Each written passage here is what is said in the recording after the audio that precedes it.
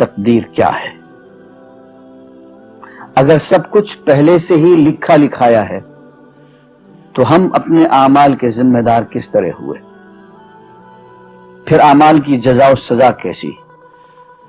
پھر جنت و دوزخ کے کیا معنی؟ وضاحت فرمائیں۔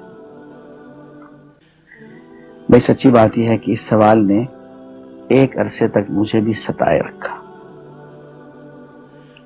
اور میں سوچتا رہا کہ اگر واقعی اللہ تعالیٰ نے پہلے سے ہی سب کچھ لکھ دیا ہے کہ میں اتنے بج کر اتنے منٹ میں بیٹھ کے یہاں پہ ایک لیکچر دوں گا، یہ تقریر کروں گا، اتنے بج کر اتنے منٹ پہ نماز پڑھوں گا، اتنے بج کے اتنے منٹ پہ فلاں کو گالی دوں گا، فلاں کو تھپڑ ماروں گا، یہ پہلے سے ایک میرا شیڈول مرتب ہے، اللہ کے یہاں لکھا لکھایا پروگرام چھپا چھپایا موجود ہے، میرے کا قصور؟ لکھنے والے کا قصور ہے؟ بات تو خطرناک ہے نا۔ تقدیر کیا ہے؟ عربی میں اس کے لیے ایک لفظ لکھا جاتا ہے دینی کتابوں میں، علم اللہ السابق،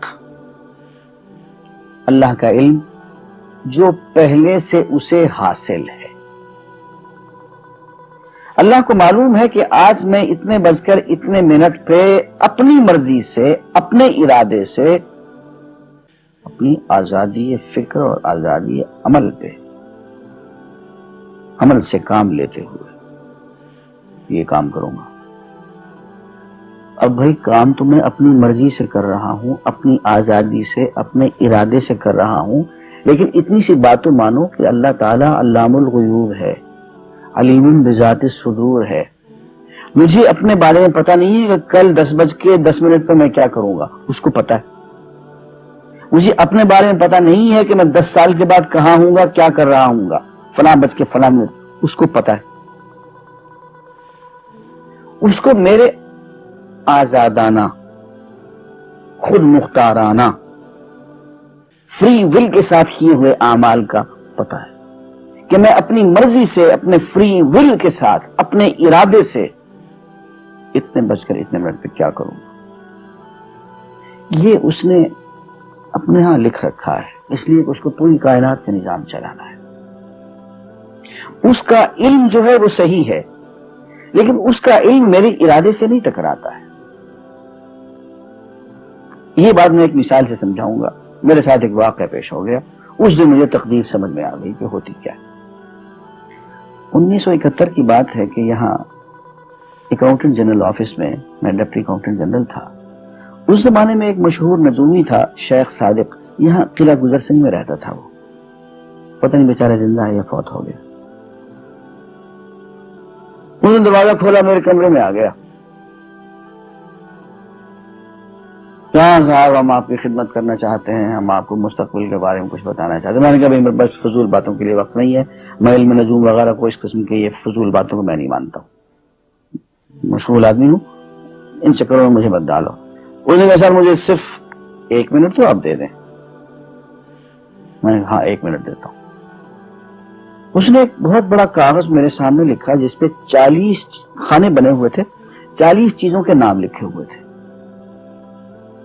مختلف چیزوں کے نام، کتاب، قلم، اینک، کاپی، دوات، پینسل، میز، بادل، برکھا، مسجد، مندر، ایسی ایٹ رینڈم چیزوں کے نام، 40 چیزوں کے نام لکھے ہوئے تھے۔ مجھے کہنے صاحب آپ ان میں سے کسی ایک چیز پہ انگلی رکھ دیں یا اس کا نام آپ اس کاغذ پہ لکھ دیں۔ اور مجھے یہ کہتے کہتے اس نے ایک پیس آف پیپر میری میز سے اٹھایا اور اس پہ کچھ لکھا اور اس کو یوں الٹا کے رکھ دیا۔ میں نے کہا تم نے یہ کیا کیا؟ کہنے لگے جی میں نے وہ چیز لکھ دی ہے، وہ نام جو ابھی آپ لکھیں گے۔ اب میں پریشان ہو گیا۔ تماشا کی بات ہے نا کہ جو چیز میں سوچ سوچ کے اپنے ارادے سے، اپنی مرضی سے ابھی لکھوں گا، اس نے پہلے سے لکھے وہاں رکھ چھوڑ دیے میرے سامنے۔ اب میں سوچ میں پڑ گیا کہ یار وہ چیز لکھوں جو اس نے نہ لکھی ہو، کبھی میں اس کا ارادہ کروں، کبھی اس کا ارادہ کروں، تنگ آ کے آخر میں نے کسی ایک چیز کو لکھ دیا، میری یہ ہے۔ اس نے جب وہ الٹایا تو وہی چیز نکلی۔ اب پتہ نہیں یہ کیا چکر تھا اس کا، خدا ہی جانے۔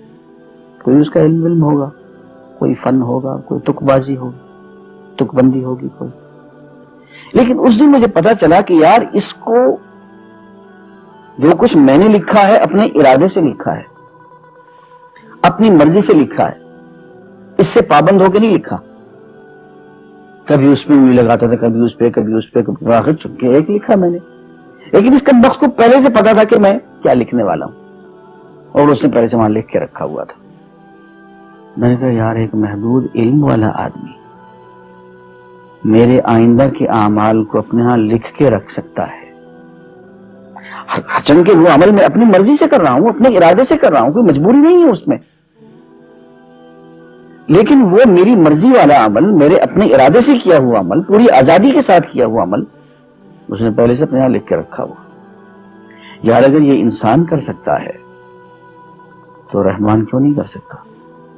اس نے میرے سارے اعمال جو میں آئندہ چل کے کرنے والا ہوں, وہ سارے کے سارے اعمال اس نے اپنے یہاں لکھ کے رکھے ہیں. اس کو انتظام کرنا ہے, میرے رزق کا انتظام بھی کرنا ہے, آگے میری زندگی, میری موت, میری قبر میں اکوموڈیشن کا پتہ نہیں کہاں کا میرے اس نے انتظامات کرنے ہیں. تو میرے بارے میں اس نے سارا ڈیٹا کلیکٹ کر کے رکھا ہوا ہے اپنی انفارمیشن کے لیے کہ یہ اپنی مرضی سے کیا کیا کچھ کرے گا.